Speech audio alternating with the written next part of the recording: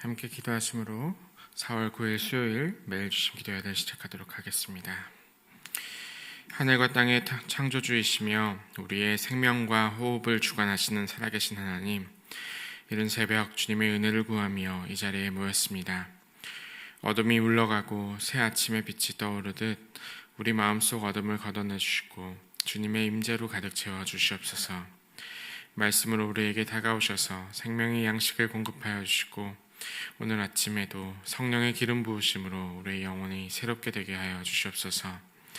사랑의 주님, 지금 고통과 시련 중에 있는 형제 자매들을 위해 기도합니다.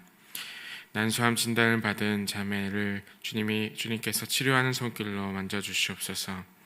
병마와 싸우는 과정에서 믿음이 흔들리지 않게 하여 주시고 주님의 사랑을 깊이 체험하는 시간 되게 하여 주시옵소서. 췌장암 전이로 인하여서 수술과 치료를 하고 있는 자매에게도 치유의 은혜를 베풀어 주시옵소서. 더 이상의 전이가 멈추게 하여 주시고 무엇보다 그 마음에 의지를 넣어 주셔서 회복할 수 있도록 주님께서 응원하여 주시옵소서. 낙상으로 허리 수술을 받은 형제를 기억하여 주시옵소서. 수술 후 부위가 잘 회복되게 하여 주시고 통증이 속히 사라지게 하여 주셔서 속히 재활할 수 있도록 주님께서 일상으로 돌아갈 수 있도록 도와주시옵소서. 자궁 내막암과 유방암으로 항암 치료를 준비하는 자매들이 있습니다. 주님께서도 이 자매들에게도 함께하여 주셔서 항암 치료의 부작용을 최소화시켜 주시고 치료는 잘 될 수 있도록 모든 육체적으로 정서적으로 힘을 공급하여 주시옵소서. 주님의 돌보심을 경험하는 시간 되게 하여 주시옵소서. 하나님, 마음의 병으로도 고생하고 있는 당신의 자녀들이 있습니다. 하나님, 그 병들을 주님께서 물리쳐 주시고 그들 속에 있는 그들의 마음에 계속해서 들어오는 그 병들이 주께서 물리쳐 주실 때 다시 한번 회복시켜 주셔서 일상으로 돌아갈 수 있도록 주님 함께하여 주시옵소서. 주님, 오늘 또한 사랑하는 이를 떠나보낸 가정이 있습니다. 그곳에 주님의 위로가 함께하여 주시고 모든 장례 절차 가운데도 함께하여 주셔서 주님만이 주실 수 있는 참된 위로와 소망으로 가득 차게 하여 주시옵소서. 하나님, 이제 말씀 가운데 나아갑니다. 주님의 말씀 가운데 우리가 이 하루 다시 한번 살아갈 수 있는 힘을 허락하여 주시옵소서.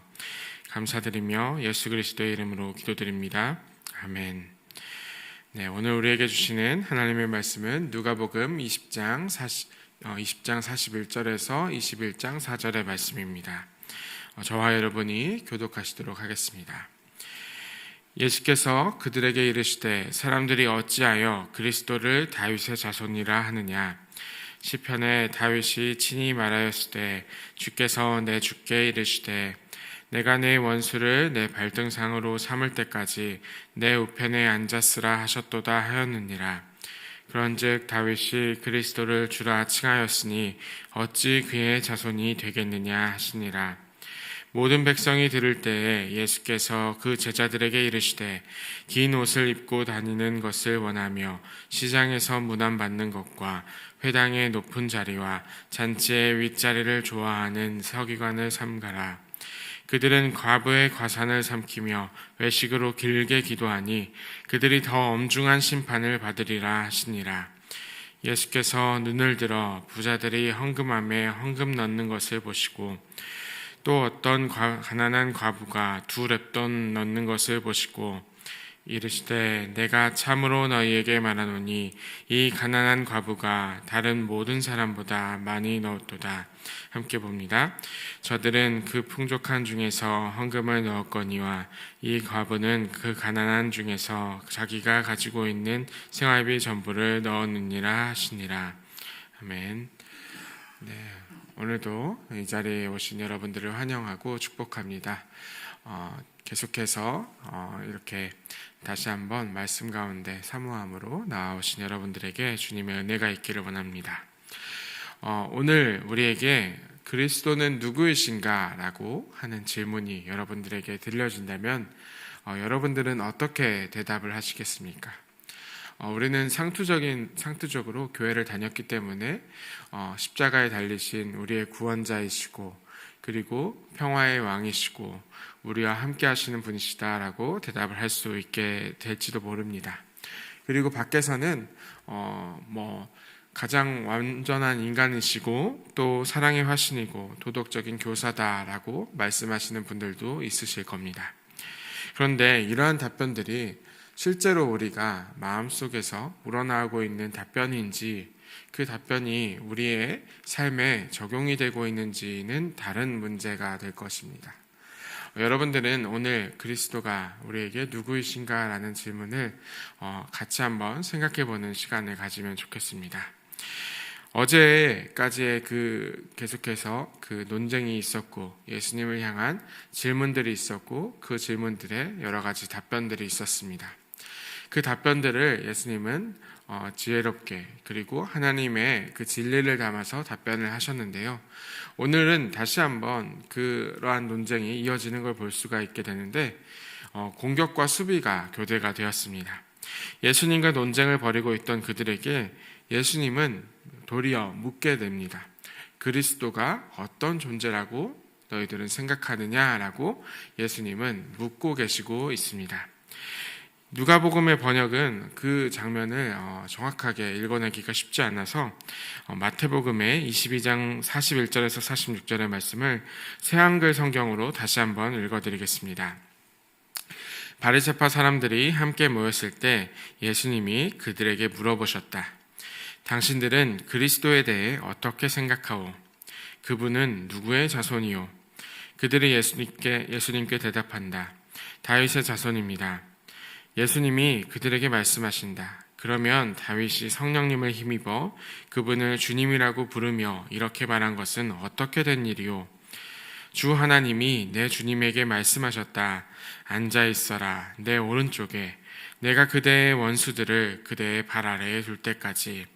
그러니 다윗이 그리스도를 주님이라고 부르고 있는데 어떻게 그리스도가 다윗의 자손이 될 수 있소? 예수님께 한마디라도 대답할 수 있는 사람은 아무도 없었다. 바로 그날부터 누구도 예수님께 더는 따지고 들 엄두를 내지 못했다라고 이렇게 기록이 되어 있습니다.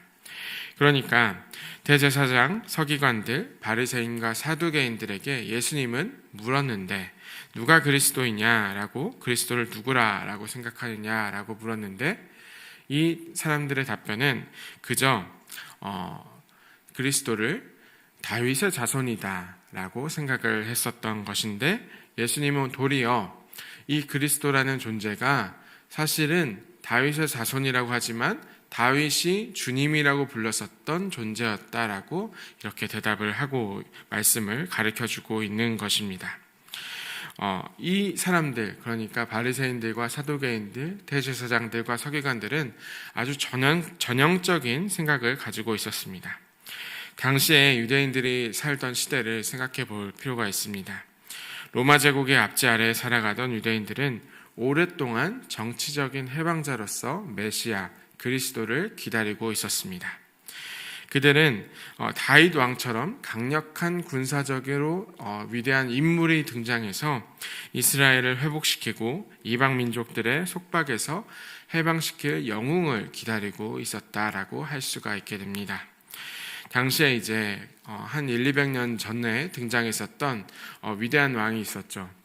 알렉산더 대왕이라고 불리는 알렉산드로스 2세와 같은 인물이 바로 이 유대인들에게도 동일하게 비슷하게 등장하여서 자신의 민족을 구원시킬 영웅을 기다리고 있었던 것입니다.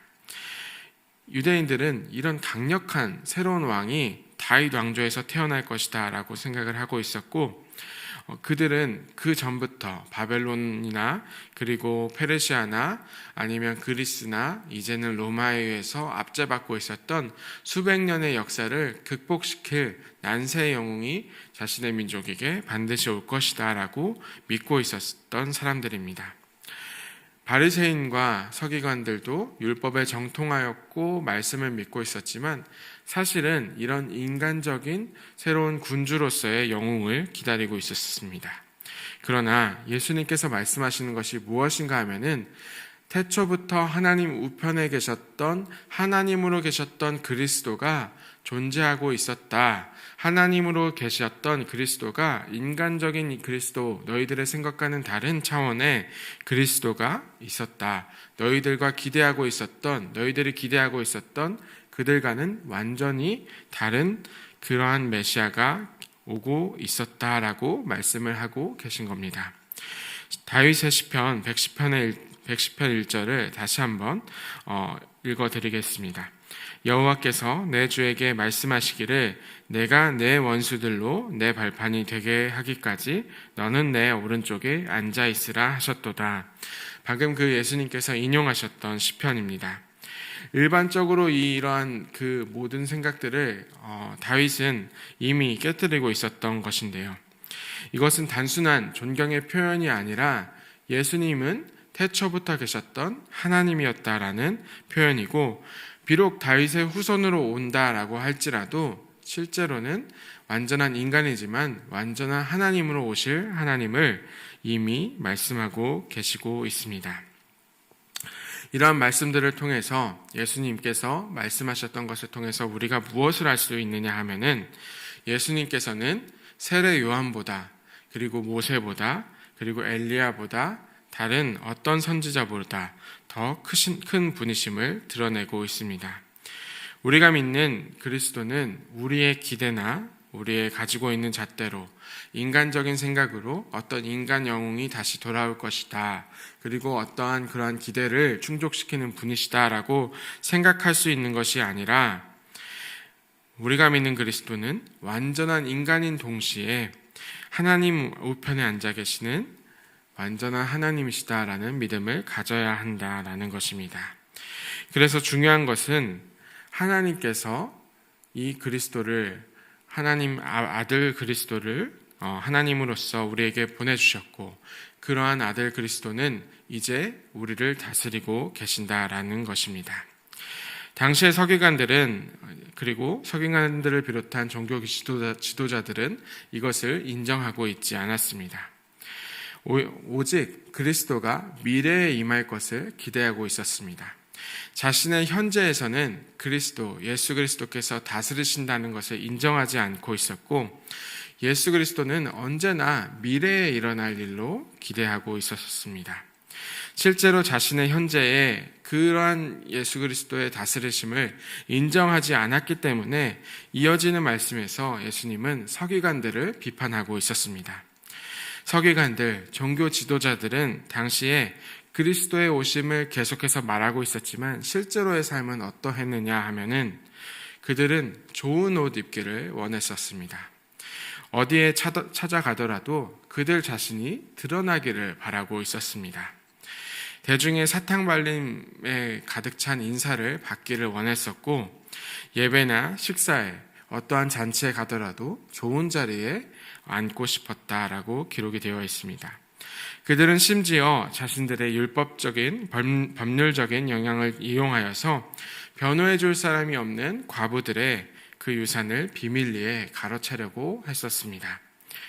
그리고 그들 앞에서는, 성도들 앞에서는 더 오래 기도하여서 자신이 정말 경건한 사람이라는 것을 선전하고 드러내려고 했었습니다.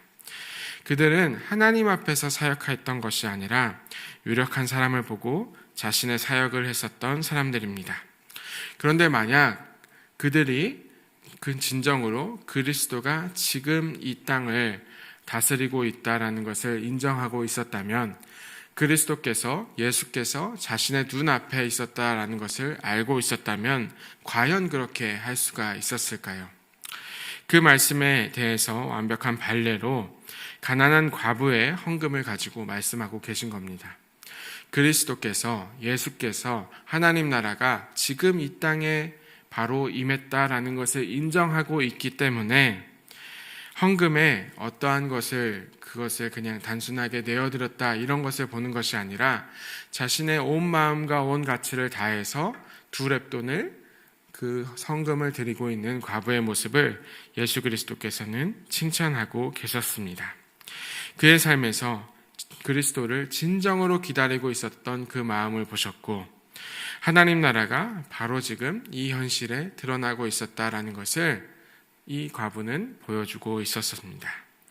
그래서 서기관들과 완벽한 발레로 이 과부의 두 렙돈을 보여주고 있었던 장면입니다. 사랑하는 여러분, 여러분은 어떤 그리스도를 기대하고 있으신가요? 우리도 종종 서기관들처럼 예수님을 우리에게 원하는 모습으로, 그리고 현재가 아니라 미래에 오실 어떤 분으로만 여기고 있지 않았나 생각을 해보면 좋겠습니다. 혹시 우리는 그저 예수님을 축복의 통로로 나의 삶을 윤택하게 하고 심리적인 위안을 주는 분으로만 생각하면서 언젠가 오실 분이다 라고 그냥 기대만 하고 있었던 분은 없었는지 돌아보면 좋겠습니다. 저 또한 이렇게 교회에서 일하는 사람으로서 말씀을 묵상하면서 저에게 묻게 되었습니다. 너는 진실로 예수 그리스도께서 지금 이 시간에 이 땅에 너의 자리에 오시기를 바라고 있는 것이냐?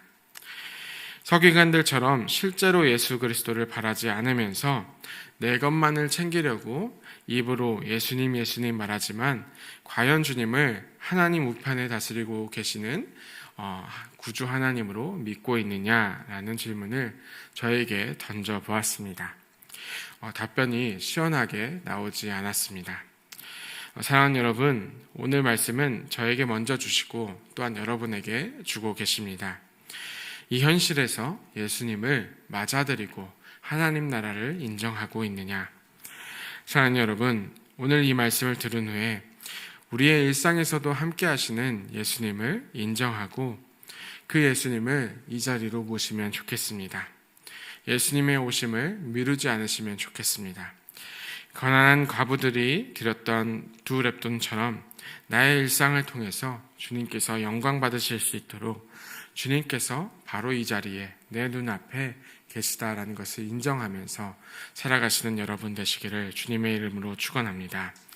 오늘 골로새서 2장 6절에서 7절의 말씀을 함께 읽고 말씀을 마치겠습니다. 그러므로 너희가 그리스도 예수를 주로 받았으니 그 안에서 행하되 그 안에 뿌리를 박으며 세움을 받아 교훈을 받은 대로 믿음에 굳게 서서 감사함을 넘치게 하라. 아멘. 함께 기도하겠습니다.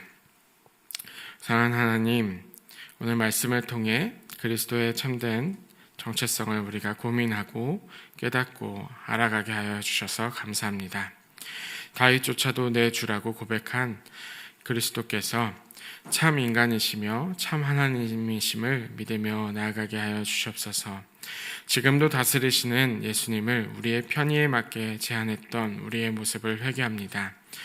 예수님께서 우리를 지금도 다스리신다는 것을 잊으며 내일로 미루며 살아갔던 우리를 회개하며 나아가오니 주여 용서하여 주시옵소서. 서기관들처럼 입술로만 고백하지 않게 하여 주시고 가난한 과부처럼 주님께서 지금의 이 땅을 다스리심을 인정하며 나아가게 하여 주시옵소서. 그리하여 우리의 일상 속에서 그리스도가 주인 되시는 삶을 살아가며 그분의 영광을 드러내는 증인들이 되게 하여 주시옵소서. 그리스도 예수를 주로 받았으니 그 안에 뿌리를 받으며 세움을 받아 믿음에 굳게 서서 감사함이 넘치는 삶 살아가게 하여 주시옵소서. 감사드리며 예수 그리스도의 이름으로 기도드립니다. 아멘. 네, 함께 기도하시며 나아가겠습니다.